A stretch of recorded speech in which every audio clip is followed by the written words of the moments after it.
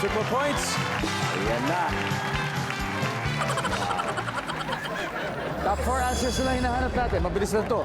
Ito, masama ang paninigarilyo. Sino kaya ang karaniwang pinagbabawalang manigarilyo?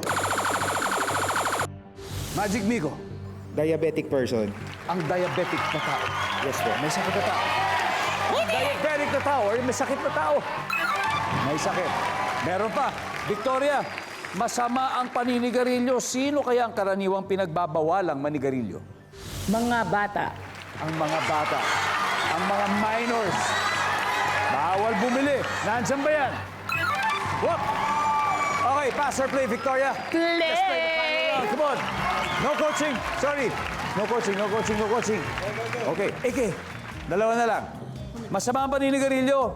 Sino karaniwang pinagbabawalan manigarilyo? Ang mga buntis. Ang mga buntis. Top answer. Reggie K, isa na lang. Sino pinagbabawalan manigarilyo to win this round? Mga matatanda.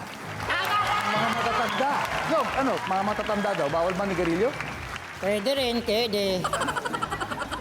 May kilala ka bang matandang naninigarilyo? Meron yung lolo ko. Oh!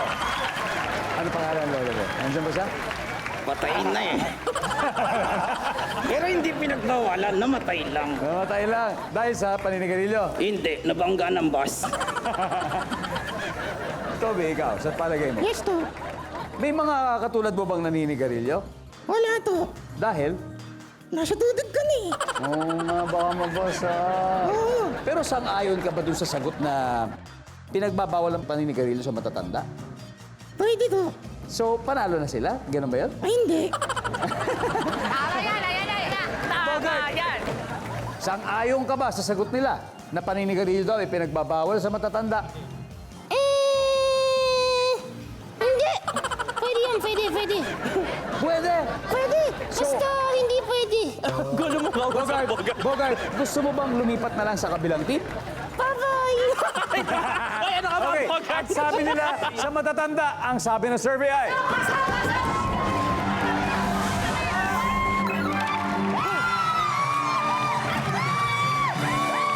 Final score, Doble Cara Divas 528, Papitero Magiquero 51. Maraming salamat sa inyo, guys. Thank you very much. Thank you. It's a good game. And nice meeting you guys. Thank you. Nice meeting you, Bogart. Makakarating. Apir. Apir tayo dyan. High five, high five, high five. High five. Siyempre, meron din po kayong 50,000 pesos mula sa family. Thank you.